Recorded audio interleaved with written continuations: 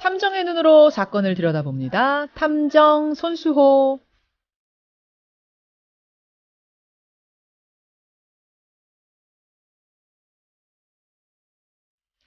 우리 사회에 관심을 모으고 있는 사건을 보다 자세히 들여다보는 시간이죠. 탐정 손수호. 오늘도 손수호 변호사 나오셨습니다. 어서 오십시오. 네, 안녕하세요. 예, 조금 전에 창원에서 벌어진 사건도 충격적이고, 무엇보다 어제 국회의장실에서 벌어진 사건이 여러분들께는 꽤나 충격적이었던 것 같아요. 지금 문자가 엄청나게 들어오는데, 잠깐 좀 소개하고 갈게요, 여러분. 7429님은 참 여성으로서 창피하고 한심하고 답답합니다. 이게 의도적으로 태클 거는 거 아닙니까?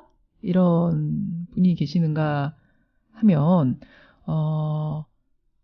박흥성님, 어쨌든 성희롱 프레임에 빌미를 준 건 문희장 아닙니까? 왜 얼굴 볼을 만지나요? 이런 분의 문자들도 보이고요.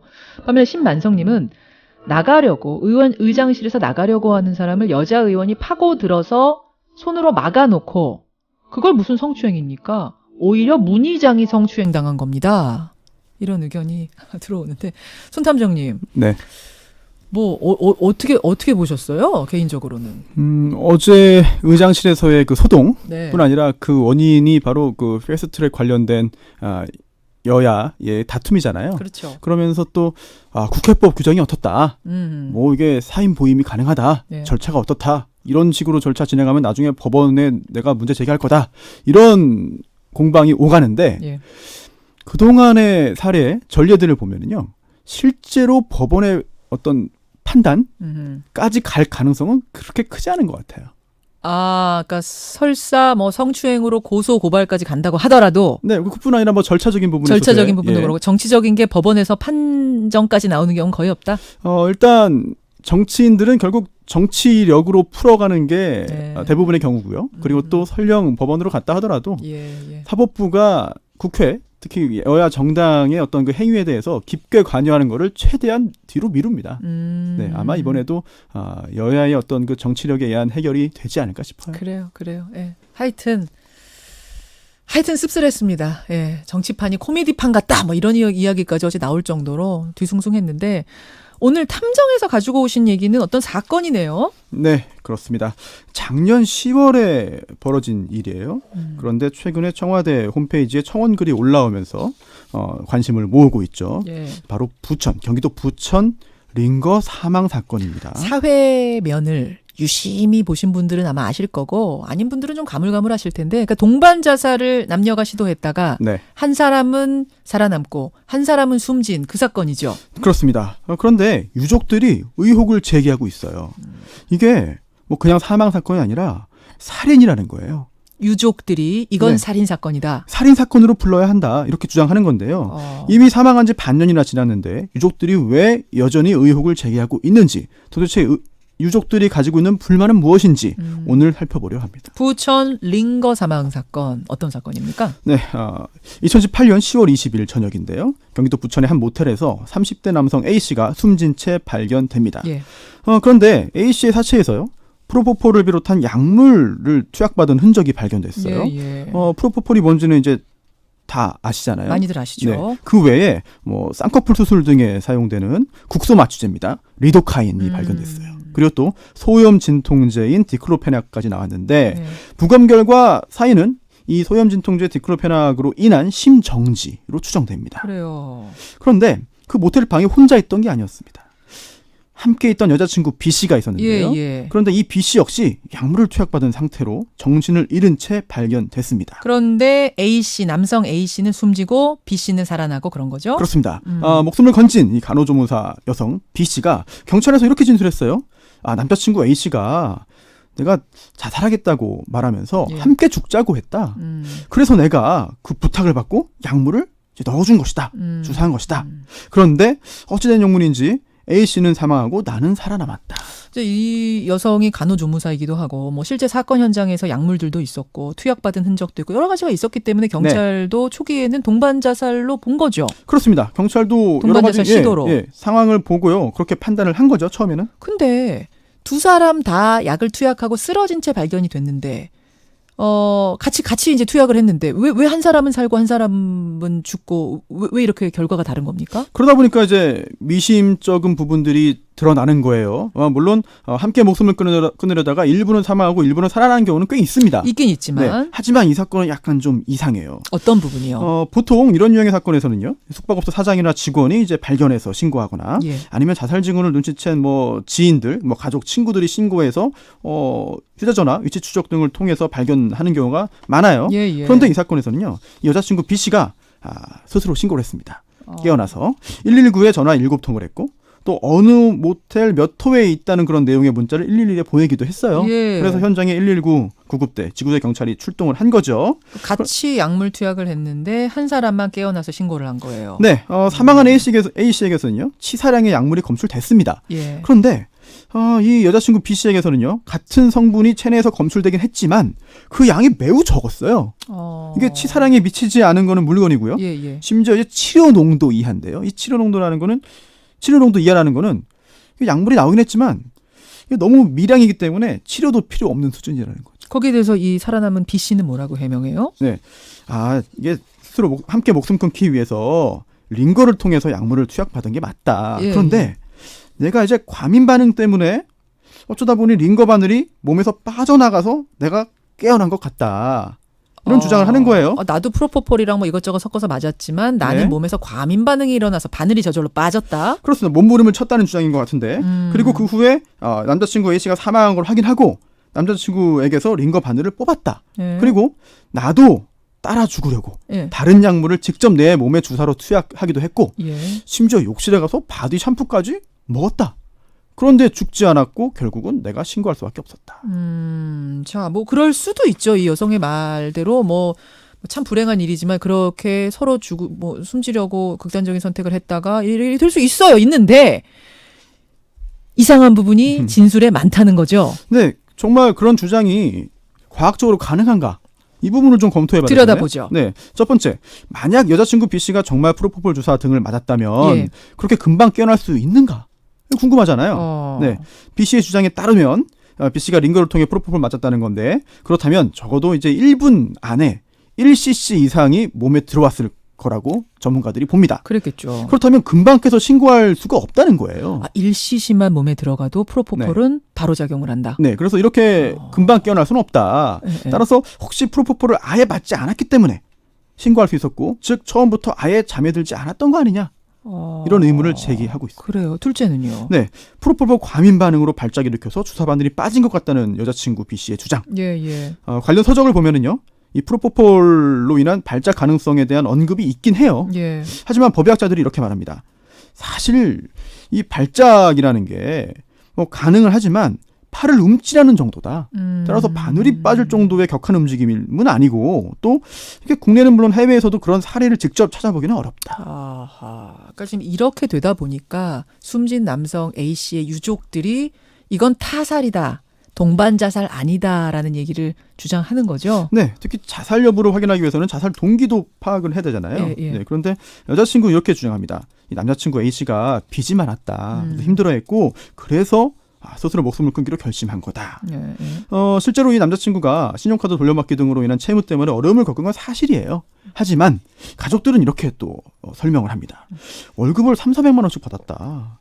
그러면서 또 회생 절차가 진행이 됐고 또 이게 월급 받았기 때문에 그 회생 절차상의 어떤 의무를 다 이행할 수 있었다. 예. 빚 때문에 자살할 상황이 아니었다는 거예요. 그러면 죽음을 암시하는 다른 징후들도 없었다 그래요? 유서가 없었어요. 그리고 또 주변 사람들에게 죽음을 암시하는 말을 한 적도 없었고요. 없고. 또 당시 누나에 따르면요, 여자친구와 밥 먹고 금방 온다고 슬리퍼에 트레이닝복 차림으로 나갔다가 여자친구랑 밥 먹고 오겠다 예. 이러고 나갔대요. 예. 옷차림도 가벼운 차림으로 나갔고요. 또 아버지 사업 물려받는 중이었습니다. 그래서 기술을 배웠고요. 사망 3일 전에도 그 관련된 자격증을 취득했어요. 그 미래 계획도 차근차근 다 세우는 상황이었는데 자살했다니까 가족들은 당연히 이해할 수 없겠죠. 근데 뭐 주변에다가는 가족들 걱정할까 봐 아예 내색 안 하다가 그렇게 또 극단적인 선택을 하는 경우도 없지 않아 있는데. 그렇습니다.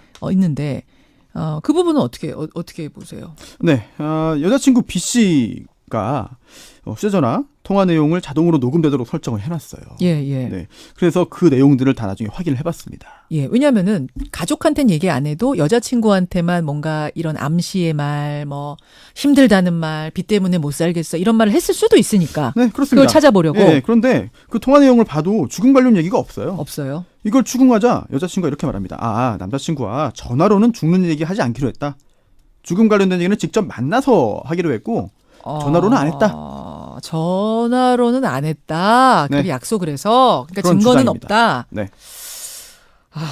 글쎄요. 뭐 그럴 수도 있겠습니다만 의심은 가죠. 뚜렷한 자살 동기도 보이지 않고 죽음을 암시하는 징후도 가족들에겐 전혀 없었고 그저 현장에서 살아남은 여자친구의 주장뿐이고 이렇다 보니까 유가족들은 계속해서 의심을 하는 거예요. 게다가 여자친구 B 씨의 신상과 관련된 충격적인 사실이 또 드러났습니다. 뭡니까? 사실 이 둘은 결혼 얘기까지 나눴거든요. 그래서 뭐 서로 집에 놀러 가기도 하고요. 예. 또 가족과도 가깝게 지냈어요. 여자친구가 남자친구 집에 놀러 갔다는 거죠. 예. 근데 알고 보니까 여자친구 B 씨가 이미 다른 남성과 결혼을 약속한 상태였고요. 다른 남자가 있었어요. 그러니까 A하고 B가 지금 사귀는 사이인데 나중에 조사를 해보니까 다른 남성이랑 결혼만 약속한 거예요? 아니면 뭐 그 이상이에요? 결혼 약속했고 3년 전부터 동거 중이었습니다. 동거남이 있어요? 네, 그렇습니다. 이게 그 사망 전날 이 남자친구 A 씨가 그 자신의 그 다른 친구에게 이렇게 말했다는 거예요. 뭐라고요? 여자친구가 다른 사람 만나는 걸 봤다. 혼내줘야겠다. 이렇게 말한 걸 보면 그전에는 전혀 몰랐던 걸로 지금 추정이 되거든요. 그러다가 또 그 후에 이 사실을 알게 된 그런 A 씨의 가족 역시 큰 충격을 받았어요. 왜냐하면 이 여자친구 B 씨가 동생과 함께 산다고 해서 이 A 씨 가족들이 반찬까지 챙겨줄 정도였는데 다른 남자와 동거 중이었다니 당연히 큰 충격을 받을 수밖에 없겠죠. 그러면은 B 씨 가족, 네. 그러니까 그 여성 측이죠. B 씨. 예. B 씨 가족은 이 사실을 알고 있었어요? 아니요. B 씨 가족도 몰랐고요. B 씨 가족도 몰랐어요? B 씨 가족도 나중에 병원에 실려간 다음에야 알아서 굉장히 의아해했죠. 네. 참 이해할 수가 없네요. 이상한 점 또 있습니까? 예. 그리고 이 B 씨는 간호조무사예요. 네네. 그런데 A 씨에게는 대학병원 간호사라고 얘기를 해왔고 또 사건 당시에는 또 실제로 일을 하고 있지도 않았습니다. 그런데 수사 결과 이 B 씨가요. 2016년 자신이 일하던 병원에서 물건들을 훔칩니다. 그게 바로 프로포폴, 진통제, 항생제, 주사기 등이었고요. 예. 이번에 사용된 약물도 그때 훔친 거였어요. 그래요. 네, 그러면 죽음을 생각하기 전부터 이미 한참 전부터 약품을 훔쳐가지고 보관하고 있었다는 얘기가 되는 거예요? 그렇죠. 그런 상황이 지금 되는 거고요. 이상한 건 또 있습니다. 바로 SNS 관련된 부분인데요. 예. 페이스북 계정입니다. 이게 혹시 기념 계정이 뭔지 아세요? 전 잘 모르겠네요. 예. 이 SNS 계정 명의자가 사망하면 관리되지 않은 채 이제 대중이 계속 볼 수 있잖아요. 그렇죠. 네, 또 글을 적을 수도 있고 예. 이걸 피하기 위해서 설정하는 그런 기능인데요. 이제 계정 주인이 죽으면 그 계정이 삭제되고 또 기념 계정 관리자로 지정된 사람만 그 자료를 관리할 수 있도록 설정을 해놓는 겁니다. 그러니까 SNS를 우리가 트위터, 페이스북 이런 걸 하다가 그 사람 당사자가 죽을 경우에 지정된 사람만 자료 관리를 할 수 있도록. 그렇죠. 그런데 이제 A 씨의 유족과 친구들은요. A 씨가 SNS를 잘 모른다, 거의 안 했다. 그래서 이런 특수한 기능까지 있다는 걸 알았을 리가 없다라고 하는 거예요. 그런데 사실 알고 있었을 수도 있고 또 죽기 전에 여자친구가 알려줬을 수도 있어요.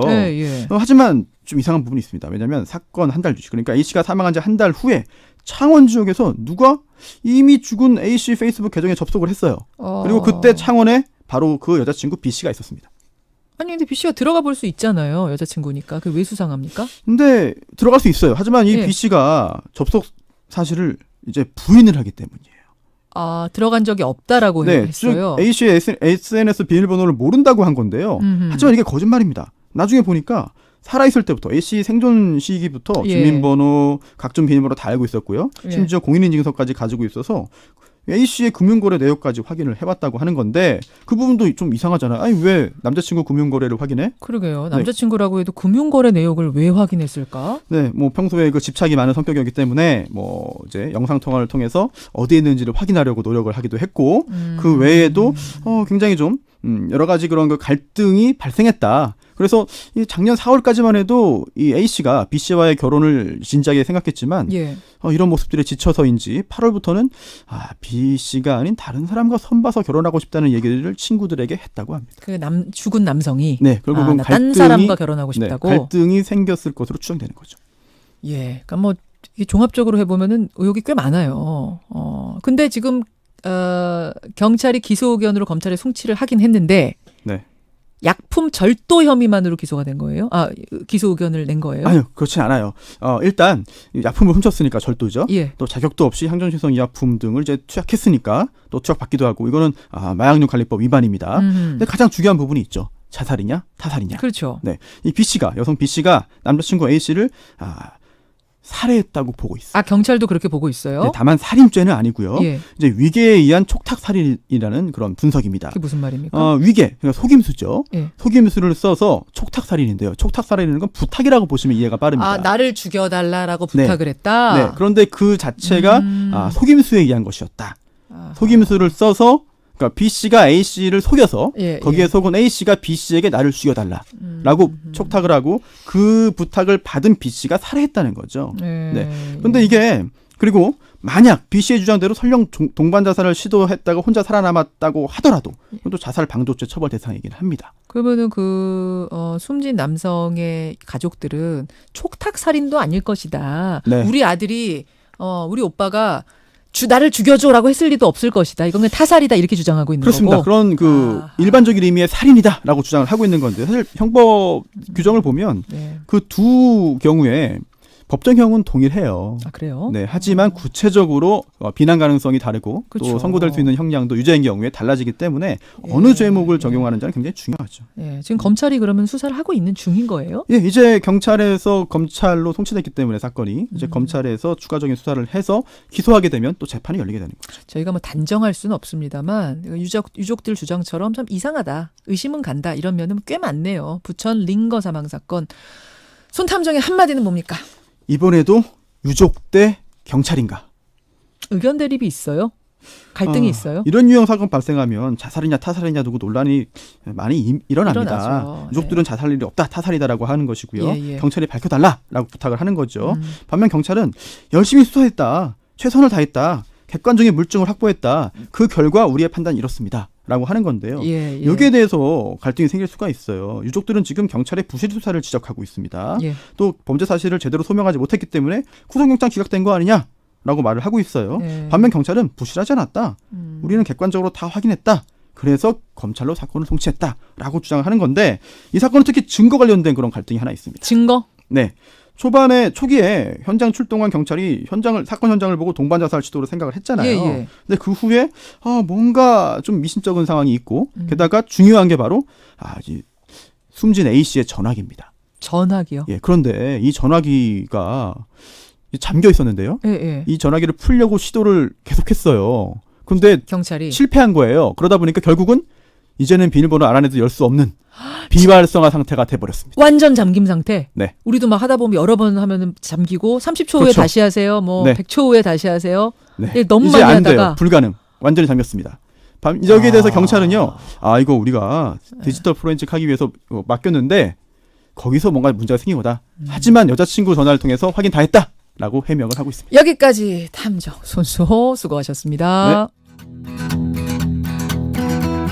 김현정의 뉴스쇼는 청취자 여러분의 참여로 이루어집니다. 트위터, 페이스북, 레인보우 게시판, 그리고 단문 50원, 장문 100원의 유료 문자 샵 1212, 우물정 1212 통해 참여하실 수 있습니다. 김현정의 뉴스쇼, 여러분과 함께 만듭니다.